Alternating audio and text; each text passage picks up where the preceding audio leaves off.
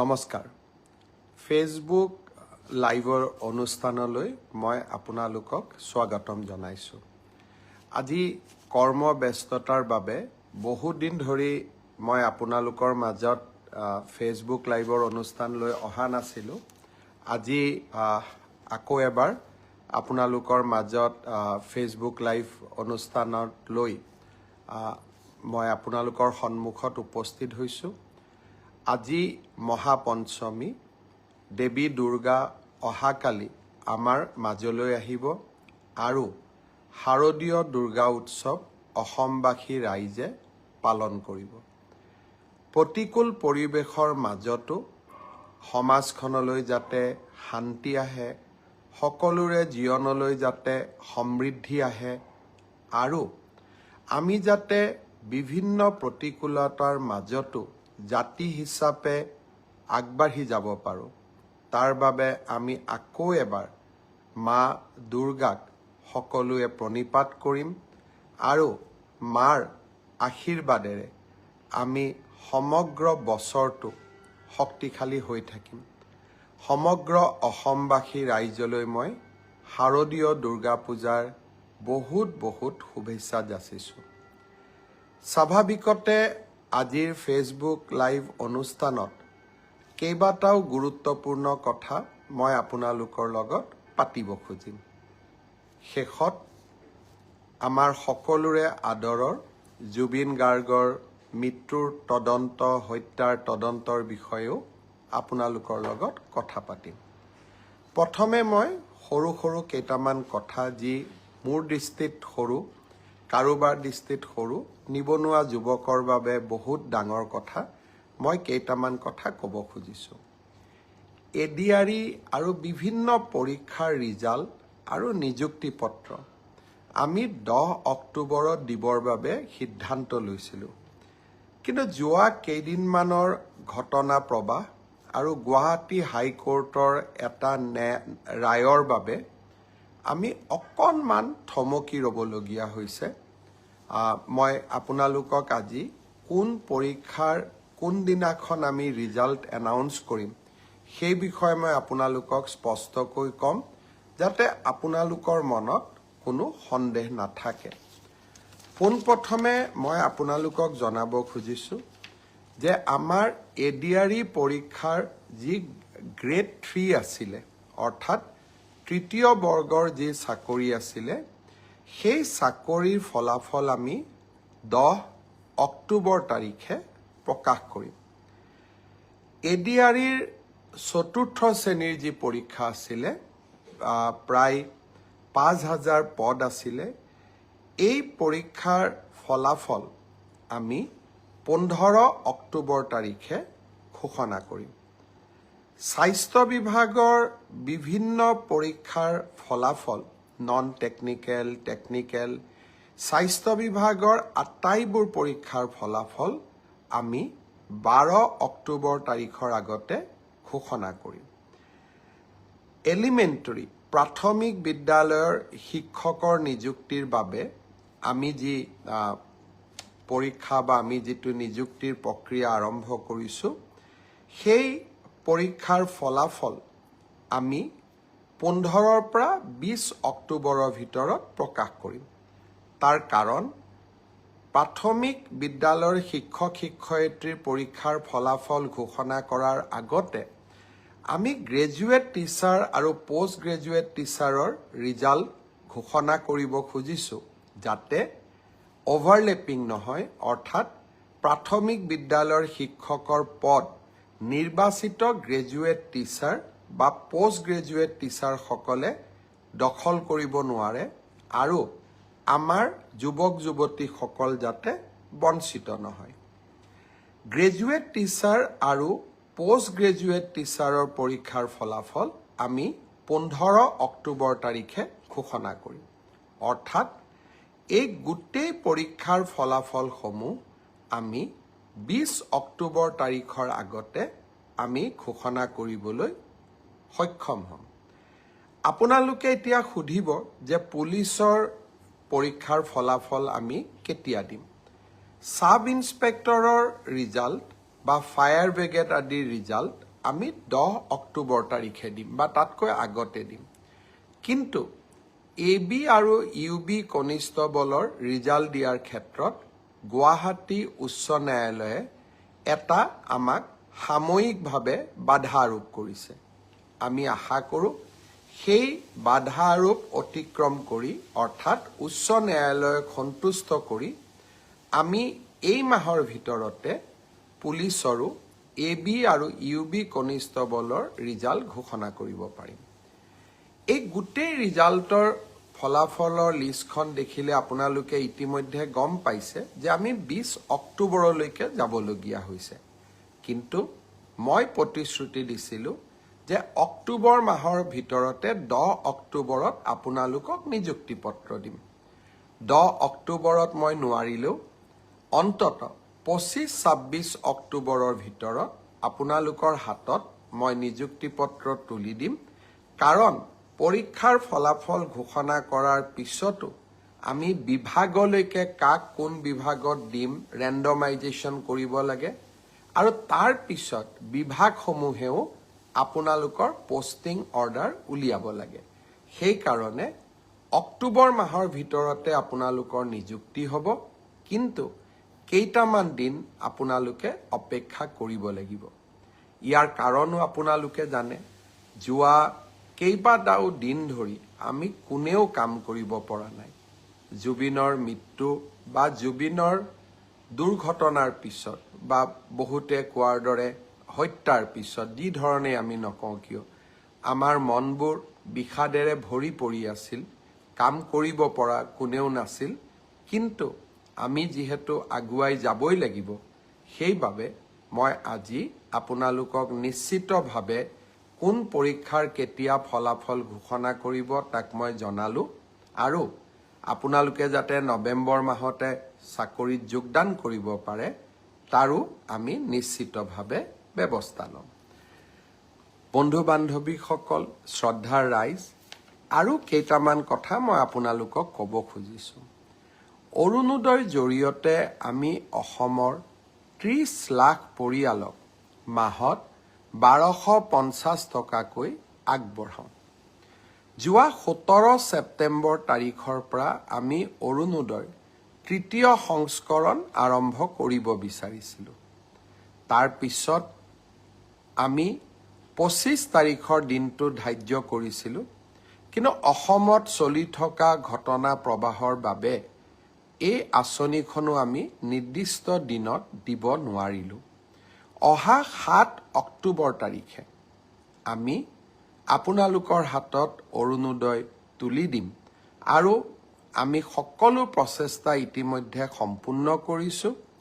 7 তাৰিখে নিশ্চিতভাৱে অৰুণোদয় তৃতীয় সংস্কৰণৰ সুবিধা 30 লাখ আই মাতৃয়ে লাভ কৰিব আৰু আমি তাৰ পিছত প্ৰতি মাহে নিৰন্তৰ কৰি আপোনালোকক এই পুঁজি যোগান ধৰি যাম।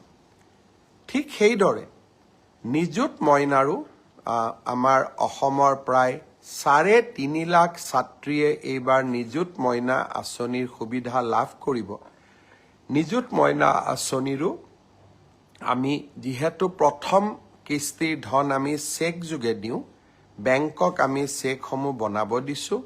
নিযুত মইনা আঁচনিৰো প্ৰথম কিস্তিৰ ধন আমি 10 পৰা 15 অক্টোবৰৰ ভিতৰত সকলোৰে হাতত তুলি দিম আৰু তাৰ পৰৱৰ্তী মাহৰ পিছত সকলোৱে বেংক যোগে নিযুত মইনা আঁচনিৰ ধন লাভ কৰি থাকিব। এডিআৰিৰ ওপৰত আপোনালোকৰ প্ৰশ্ন আছিলে, অৰুণোদয়ৰ ওপৰত আপোনালোকৰ প্ৰশ্ন আছিলে, নিযুত মইনাৰ ওপৰত আপোনালোকৰ প্ৰশ্ন আছিলে। মই চেষ্টা কৰিছিলোঁ যাতে আজি ফেচবুক লাইভৰ জৰিয়তে গোটেইখিনি উত্তৰ দিব পাৰোঁ। শ্ৰদ্ধা ৰাইজ, যোৱাকালি BTCৰ নিৰ্বাচন সম্পূৰ্ণ হ'ল। এয়া প্ৰথমবাৰৰ বাবে বড়োভূমিত নিৰ্বাচন অনুষ্ঠিত হ'ল, যি নিৰ্বাচনৰ পূৰ্বেও হিংসাত্মক ঘটনা সংঘটিত হোৱা নাছিলে, নিৰ্বাচনৰ সময়তো হিংসাত্মক ঘটনা সংঘটিত নাই হোৱা আৰু নিৰ্বাচনৰ ফলাফল দিয়াৰ পিছতো সকলো পক্ষই ক্ৰীড়া সুলভ মনোভাৱেৰে পৰীক্ষাৰ ফলাফল যেনেকৈ আমি গ্ৰহণ কৰোঁ, নিৰ্বাচনৰ ফলাফলো তেনেকৈ আমি গ্ৰহণ কৰিছোঁ। মই বড়োভূমিৰ ৰাইজলৈ পুনৰ এবাৰ অভিনন্দন জনাইছোঁ আৰু BPF দলৰ মুৰব্বী হাগ্ৰামা মহিলাৰীক তেখেতৰ বিজয়ৰ বাবে অভিনন্দন জ্ঞাপন কৰিছোঁ। ভাৰতীয় জনতা পাৰ্টীয়ে আকাংক্ষিত ফল লাভ কৰিব নোৱাৰিলে। আমি 5খন আসনত জয়লাভ কৰিলোঁ আৰু 5খন আসনত আমি 150ৰ পৰা 600 ভোটৰ ব্যৱধানত হাৰিবলগীয়া হ'ল। মূল কাৰণ এইটোৱে যে যিদিনাখনে আমি জুবিন গাৰ্গৰ মৃত্যুৰ বাতৰি পালোঁ, আমি গোটেইবিলাকে নিৰ্বাচনৰ ৰণক্ষেত্ৰৰ পৰা আঁতৰি আহিলোঁ আৰু জুবিনৰ শৱদেহ পাৰ্থিৱ শৰীৰ গুৱাহাটীলৈ উভতাই অনা, পষ্টমৰ্টেম, শ্ৰদ্ধাঞ্জলি আৰু শেষকৃত্য সম্পন্ন কৰ্তব্যৰ তাগিদাত আমি নিৰ্বাচনৰ ৰণভূমি তাতেই এৰি থৈ উভতি আহিলোঁ। আকাংক্ষিত ফল লাভ কৰিব নোৱাৰিলোঁ, কিন্তু আমি সকলোৱে জানো যে কৰ্তব্যৰ আহ্বানতকৈ জীৱনত আন একোৱেই ডাঙৰ হ'ব নোৱাৰে। যদিও আমি কৰ্তব্যৰ আহ্বানৰ বাবে কেইটামান চিট হেৰুৱাবলগীয়া হ'ল, আমাৰ এই সামান্য ত্যাগে জুবিনৰ শেষ যাত্ৰাক অধিক মহিমাময় কৰি তুলিছিলে। ৰাইজক আমি বিভিন্ন প্ৰকাৰে সেই সময়ছোৱাত ৰাইজৰ লগত থিয় হৈ থাকিব পাৰিছিলোঁ। সেয়ে 4-5টা চিটত আমি অত্যন্ত কম ভোটত হাৰিলেও আমি তাক পৰাজয় বুলি ভবা নাই। বড়োভূমিৰ ৰাইজলৈ আৰু ভাৰতীয় জনতা পাৰ্টীক ভোট দিয়া প্ৰতিগৰাকী ৰাইজলৈ মই মোৰ অজস্ৰ কৃতজ্ঞতা জ্ঞাপন কৰিছোঁ। আপোনালোকক মই প্ৰতিশ্ৰুতি দিছিলোঁ যে আমি আপোনালোকক অৰুণোদয় আঁচনিৰ হিতাধিকাৰী তালিকা চূড়ান্ত কৰিম, মহিলা উদ্যমিতা আমি আপোনালোকক প্ৰদান কৰিম, কেইবাখনো নদীৰ ওপৰত দলং বনোৱাৰ প্ৰস্তাৱ, এই গোটেইবোৰ কথা নিৰ্বাচনত পৰাজিত হ'লেও বা আকাংক্ষিত ফল নাপালেও আমি আপোনালোকৰ কাৰণে কৰিবৰ বাবে চেষ্টা কৰিম। পুনৰ এবাৰ আপোনালোকক বহুত বহুত ধন্যবাদ জনাইছোঁ। জুবিনৰ বিষয়ে আহিব খুজিছোঁ। বহু সময়ত ব্যক্তিগত কথা কোৱা উচিত নহয় আৰু ব্যক্তিগত কথা কোৱাৰ পৰিৱেশো নাথাকে। যোৱা 6টামান বছৰ আগতে এদিন মই কৈছিলোঁ যে জুবিনক বিপথে পৰিচালিত কৰাত তেওঁৰ আশে-পাশে লাগি থকা মানুহখিনি জড়িত হৈ আছে। 6 বছৰ আগতে মই কি কৈছিলোঁ সি এতিয়াও সংবাদ মাধ্যমত বৰ্তমান সামাজিক মাধ্যমতো তাৰ উপস্থিতি আছে। সেয়েহে মোৰ গোটেই ঘটনাৰ সম্পৰ্কত মোৰ মতামত বা স্পষ্ট ভাৱ আজি নহয়, 6 বছৰ আগতেই মই ৰাইজৰ ওচৰত বা ৰাইজক মই জনাইছিলোঁ। জুবিন আমাৰ জাতীয় সম্পদ।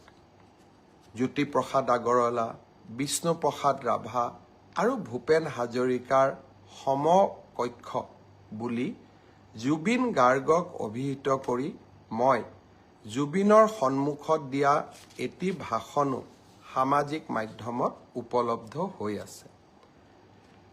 জুবিনৰ প্ৰতি মোৰ এক ব্যক্তিগত অভূতপূৰ্ব কৃতজ্ঞতাও আছিলে। মোৰ দেউতা প্ৰয়াত কৈলাশনাথ শৰ্মাৰ গীতৰ সংকলন জুবিনে অতি মৰমেৰে ৰুণজুন নামৰ কেছেটটোৰ জৰিয়তে বাণীবদ্ধ আৰু ভিডিঅ' কৰি মোক উপহাৰ দিছিলে আৰু সেই গানকেইটাই যথেষ্ট সমাদৰ লাভ কৰিছিল। এজন পুত্ৰ হিচাপে তাতকৈ গৌৰৱৰ কথা একোৱেই নাছিল আৰু সেয়েহে জুবিনে য'তেই যেনেকে ক'ৰবাত আমি যদি কেতিয়াবা জুবিনৰ যাত্ৰাৰ সংগী হ'বলৈ সুবিধা পাইছিলোঁ, তাক কেতিয়াও মই হাতৰ পৰা ওলাই যাব দিয়া নাছিলোঁ। আজি কোভিডৰ সময়ত মুম্বাইৰ পৰা জুবিনক উভতাই অনা, ডিব্ৰুগড়ৰ পৰা বিশেষ বিমানেৰে নতুন দিল্লীত গ্ৰীণ কৰিডৰ বনাই জুবিনৰ চিকিৎসাৰ ব্যৱস্থা কৰা, জীৱনৰ কেইবাটাও গুৰুত্বপূৰ্ণ অধ্যায়ৰ মই সাক্ষী হৈ থকাৰ সুযোগ পাইছিলোঁ। মোৰ একো কণ্ট্ৰিবিউশ্যন নাছিলে, কিন্তু মই সাক্ষী হৈ থাকিব পাৰিছিলোঁ।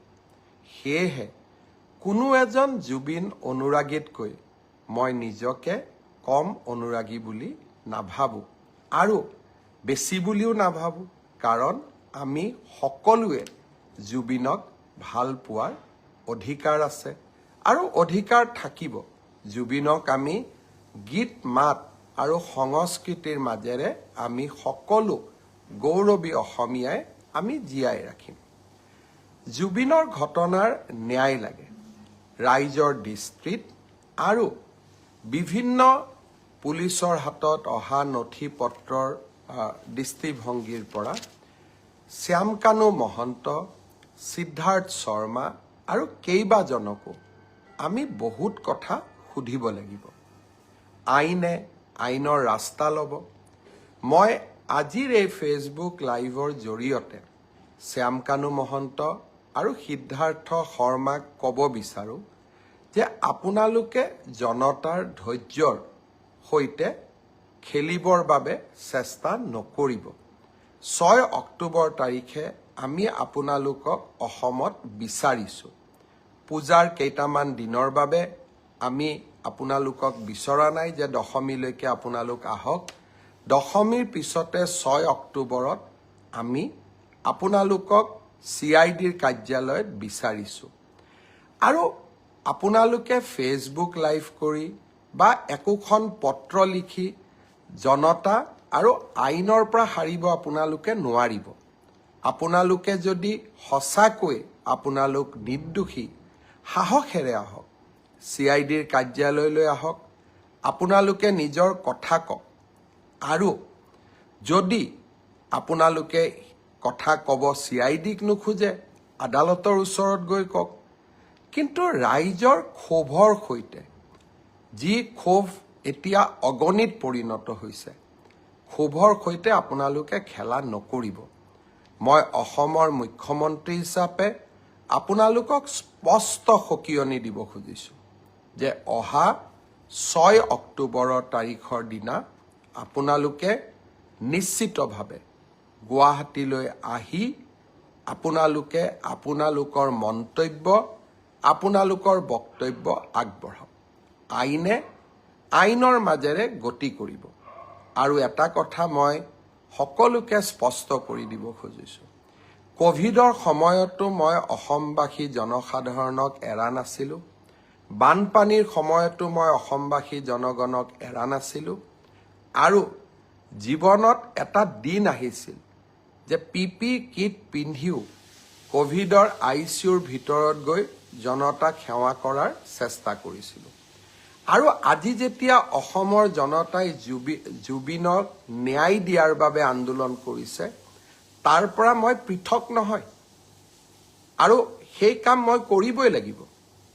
আৰু সেইকাৰণে মই আজি পুনৰ এবাৰ প্ৰতিশ্ৰুতি দিছোঁ যে জুবিনৰ ঘটনাৰ সৈতে জড়িত সকলো কেইগৰাকী ব্যক্তিক আইনৰ সন্মুখলৈ অনাৰ দায়িত্ব অসমৰ মুখ্যমন্ত্ৰী হিচাপে মোৰ। আৰু সেই দায়িত্ব মই কৰ্তব্য নিষ্ঠাৰে সৈতে পালন কৰিম, দায়বদ্ধতাৰে সৈতে মই পালন কৰিম। আগতেও বহু এনেকুৱা ঘটনা হৈছে।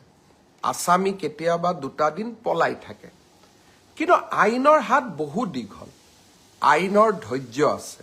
আৰু আইনে কেনেকৈ আগবাঢ়িব লাগে তাৰ বিষয়ে আইনে জানে, আৰু আইনে কাকো ৰেহাই নিদিয়ে।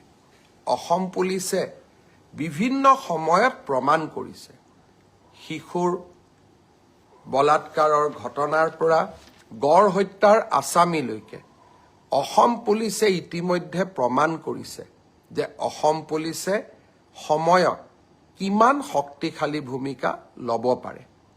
আৰু সেইকাৰণে কাৰোবাৰ মনত অকণমানো ধাৰণা থাকিব নালাগে যে এইখন চৰকাৰে জুবিনক ন্যায় দিয়াৰ প্ৰচেষ্টা নকৰিব। এইখন চৰকাৰে শ্যাম কানু মহন্ত, সিদ্ধাৰ্থ শৰ্মাৰ দৰে ব্যক্তিৰ ওচৰত শিৰ নত কৰিব। এইখন চৰকাৰে অসমৰ ৰাইজৰ ওচৰত শিৰ নত কৰিব। সিদ্ধাৰ্থ শৰ্মা আৰু শ্যাম কানু মহন্তৰ ওচৰত শিৰ নত নকৰে। আৰু সেইবাবে মই সিদ্ধাৰ্থ শৰ্মা আৰু শ্যাম কানু মহন্তক ক'ম যে ঘটনা প্ৰবাহ বহু দূৰলৈ যাব নিদিব। আইনৰ কোনোবাই যদি ভাবিব পাৰে যে আমি আদালতত যাম, এণ্টিচিপেটৰী বেইল ল'ম, ইণ্টাৰিম বেইল ল'ম, এই প্ৰচেষ্টাবিলাক কৰা উচিত নহয়। কাৰণ জুবিন এগৰাকী জাতীয় সম্পদ। জুবিনৰ হত্যাৰ প্ৰতিটো মুহূৰ্তৰ ঘটনা তন্ন তন্ন কৰি ৰাইজৰ আগত আপোনালোকে ক'ব লাগিব। আৰু মই ভাবোঁ এই কাম আপোনালোকে কৰিব। আৰু আপোনালোকক কোনো ক্ষেত্ৰতে আইনৰ বাহিৰত গৈ শাস্তি দিয়া নহয়। আইনে আপোনালোকক দোষী হ'লে শাস্তি দিব, দোষী নহ'লে আপোনালোকক নিৰ্দোষী বুলি ক'ব। কিন্তু আইনৰ পৰা দূৰত থাকিলে আপোনালোকে কেতিয়াও নাভাবিব যে চৰকাৰ মনে মনে থাকিব আৰু চৰকাৰে ব্যৱস্থা নল'ব। মই আৰু কেইটামান মনৰ কথা ক'ব খুজিছোঁ। এইখন জুবিনৰ অসম, এইখন আমাৰ জননী আৰু জন্মভূমি। এইখন অসমত আমি যিকোনো কাৰণতে এইখন অসমক আমি নেপাল কৰিব নোৱাৰোঁ। কেইটামান দিনৰ পৰা সামাজিক মাধ্যমত নেপালৰ উদাহৰণ দিয়া হৈছে। আমি অসমত লাচিতৰ উদাহৰণ দিম। আমি অসমত আমি মহাৰাজ পিথুৰ উদাহৰণ দিম। আমি ভগদত্তৰ উদাহৰণ দিম। আমি ভূপেন হাজৰিকাৰ উদাহৰণ দিম। আমি জুবিন গাৰ্গৰ উদাহৰণ দিম। আমি নেপালৰ উদাহৰণে অসম নচলাম। আজি এটাই মই কথা ক'ব খোজোঁ, এটাও যদি অসমৰ সম্পত্তিক আজি আমি হানি কৰোঁ, আটাইতকৈ দুখ জুবিন গাৰ্গে পাব। কাৰণ এইখন জুবিনৰ অসম, আমাৰ সকলোৰে জননী আৰু জন্মভূমি। আজি কেইগৰাকীমান ব্যক্তিয়ে জুবিনৰ ন্যায় বিচাৰি ৰাস্তাত আন্দোলন কৰিছে।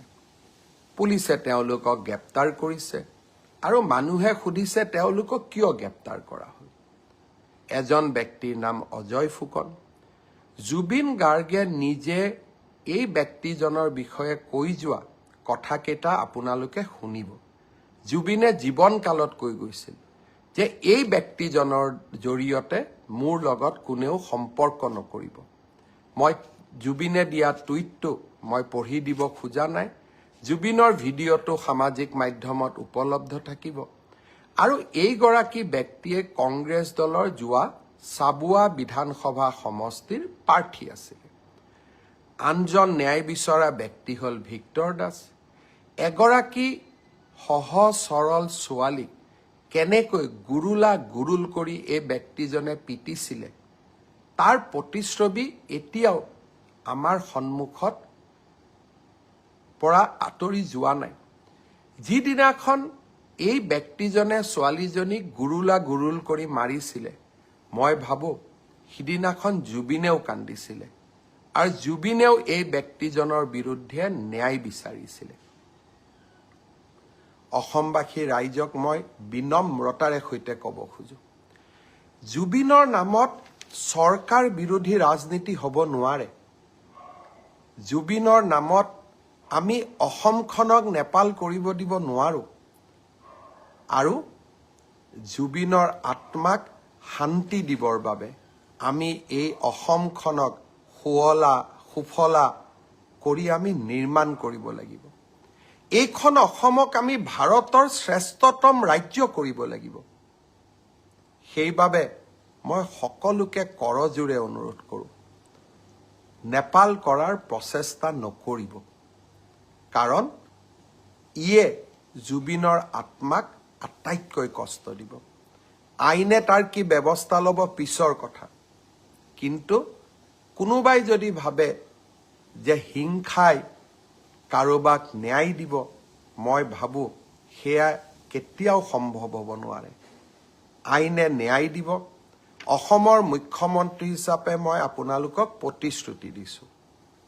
শ্যামকানু মহন্ত, সিদ্ধাৰ্থ শৰ্মা, শেখৰ গোস্বামী, যোনেই নহওক কিয়, আৰু দুই এজনৰ নাম মই লোৱা নাই, আমি কেতিয়াও তেওঁলোকক বিচাৰ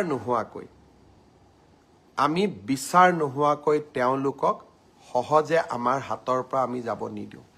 মাত্ৰ ৰাইজক মই অনুৰোধ কৰিম, আপোনালোকে আইন হাতত নল'ব। পুলিচ আছে, আৰু অসম পুলিচে যোৱা 5টা বছৰত কৰি অহা কাম আপোনালোকে দেখিছে।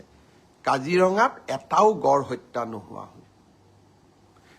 শিশুক ঢিঙৰ ঘটনা জানে, আমি কাকো কেতিয়াও এৰি দিয়া নাই।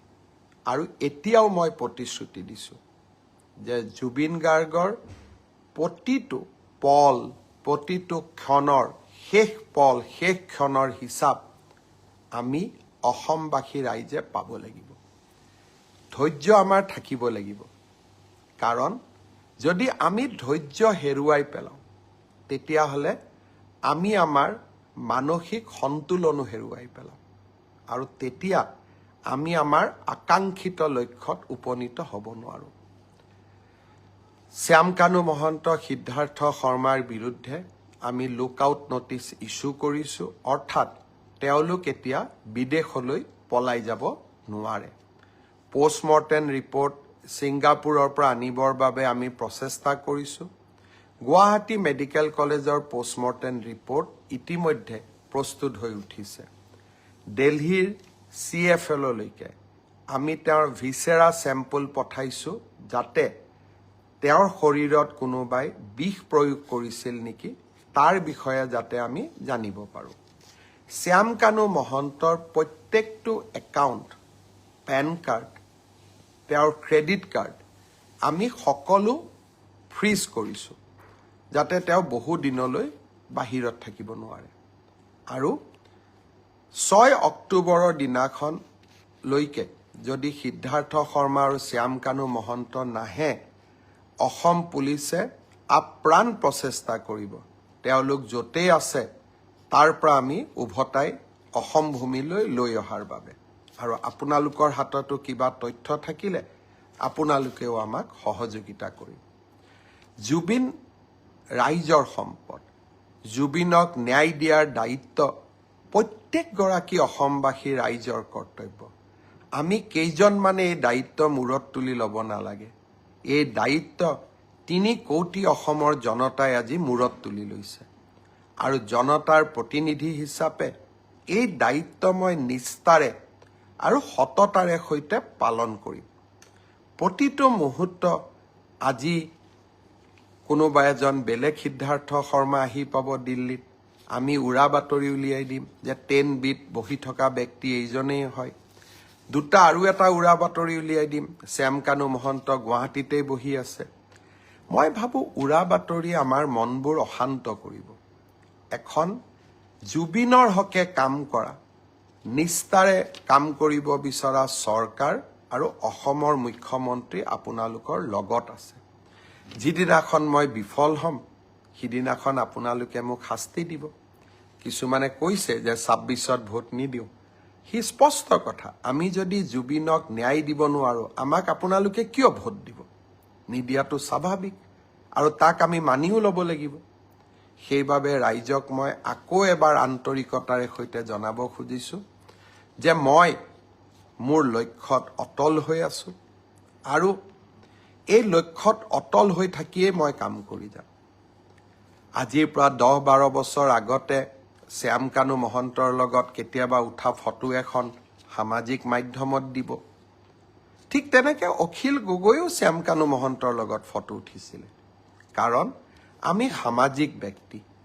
আজি ৰাতিপুৱাও 50-60 গৰাকী মানুহৰ লগত মই ফটো উঠি আহিছোঁ।